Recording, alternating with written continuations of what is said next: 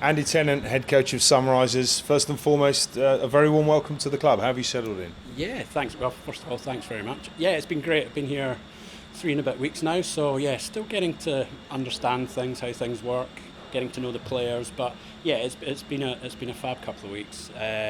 Players have been brilliant. Welcome's been really warm. So yeah, just happy, buzzing. Sounds good. I can't help but pick up your slight Scottish twang. Yeah. Bit of a commute, or have you relocated down here? And if so, how have you settled into living in the south? Yeah, so there's a weekly commute, which is a challenge, but it's fine. So I come down on a Sunday night, stay in Potter's Bar, the metropolis of Potter's Bar, between Monday and Thursday, and then sort of back up the road on Thursday nights for a few days at home. But yeah, it's working fine. Staying here is great. Driving around here is not so great. It takes a bit longer than I'm used to back up the road, but yeah, like getting used to it, and yeah, settled in now. It's great. Terrific to hear. Andy, you come with an enormous amount of experience from not only cricket but hockey as well. I know you've Yeah. former Scottish international player yourself, obviously performance director with Scottish men. You've worked with Scottish women in senior roles, Scottish under-19 women. So you bring a vast amount of cricket experience. Let's focus on that first of all.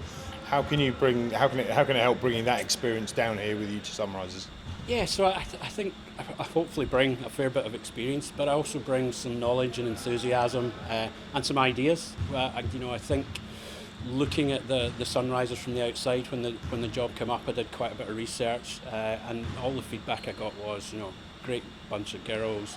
The franchise, the region has huge potential, and it just needs a bit of support and help and guidance. Someone with a bit of experience and some fresh ideas and thinking. So that really attracted me to the job, and everything I've seen so far tells me that all that feedback was right. It's an exciting project, great group of girls. I'm convinced we can turn this into a winning team, and that's my job, and I'll be working my backside off to make sure that happens. I mentioned Scottish hockey there, Andy.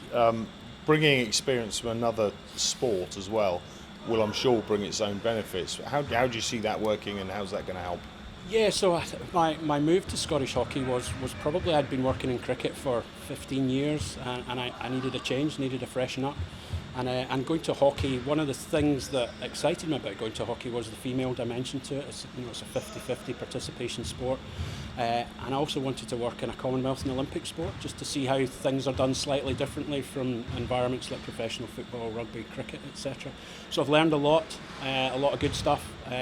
I've developed a real understanding and passion for working with female athletes, and seeing what is possible when you look at what the GB Olympians have done, and our Scottish girls up the road competing in Commonwealth Games. That gave me a real sense of what's possible with female athletes.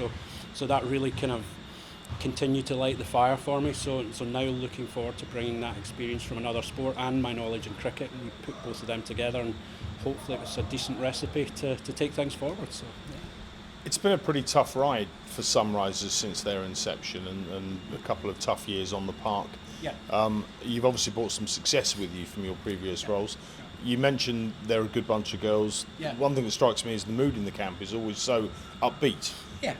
How do you maintain that morale? How do you turn that into a winning mentality?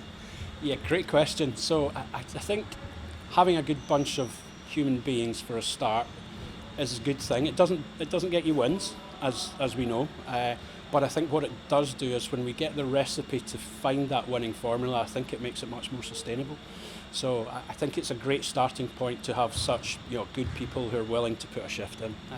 And I think I've got the ideas and nous and thoughts about how we can move things forward with this current group, and with bringing some, potentially bringing some people in that just gives us that cocktail that helps us to start winning games. But there's no magic bullet to that. There's a lot of hard work, and there's a lot of making sure that we have the right people in the right seats, and a lot of role clarity. And I think, in fairness, there's been a lot of chopping and changing at Sunrisers. There's been a lot of changes over the last couple of years since its inception. So I think bringing some stability, continuity, clarity to the roles, I think that will help the girls massively. And then a little bit of fresh thinking and a bit of magic dust, and off we go. So yeah, no, look, it will be fine. The ingredients are here. We just need to get the right recipe. 5 months, Andy, until 5 months hard work until you obviously get out there for real and turn it on the park. We're here at winter training up in Hatfield today. What does the next 5 months have in store? What will you be focusing on, and how can that kind of help manifest itself into success come April? Yeah, so we've got 3 distinct phases between now and the start of the season. I think from me coming in on mid-October up until Christmas, we've kind of called that a little bit of a reset phase. So just getting to know everyone, getting to know ways of working, the way we're going to go about things. We've got a group of girls who are going to go away for 3-4 months as well, so there's 4 girls going away. We've got Scriv getting ready for an under-19 World Cup. And just the way that I operate, the way I would like the team to operate, looking at personal development plans, how we're going to go about things. We've already done an exercise with the players around developing our own sort of what it takes to win model, so we're really clear about what it's going to take for us to win. So the next sort of 6-7 weeks since I've started are really on that reset phase. Then from January through to the end of February, we've got another 8-week block indoors, which will be around players working on their PDPs, skill development, and us understanding the role clarity around what we're going to ask players to do during the season. And then March and April, obviously, get outdoors, start hitting some balls, try and get a really strong pre-season under our belt, and that third phase is about preparing us to win games of cricket. So there's 3 real distinct phases in there. The girls know that. I'm all about communication and clarity, hopefully. So they know what we've got on, and it's hard work, but it'll also be a bit of fun, because I believe we're in a very fortunate position to be involved in professional sport. There's a lot worse things to be doing, so we need to enjoy it as well. And the girls do that, which is great already, so I just need to make sure I keep the vibe going. Just the last one for me, Andy. Does that, you mentioned professional sport there, obviously women's cricket in England is advancing extremely rapidly. Yeah. This year you'll have 10 pros on the books, which gives you a lot more time with the players. Is that essential to you as a head coach, that you're actually working with the nucleus of the side who are in full time as pros? Yeah, definitely. Look, first of all, the ECB have to be congratulated on the way that they've grabbed this by the scruff of the neck and are really serious about professionalising the women's game. I think moving from 6 to 10 is significant, because you then have most of your team, obviously, with you all the time.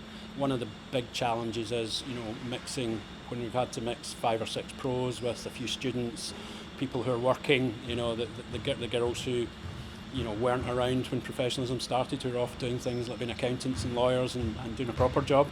So balancing all of those and trying to get some continuity is a difficult thing to do. So the more full-time pros we've got, the better it is, and the better the quality of cricket will be, and the quicker England cricket will reap the benefits of that in the future.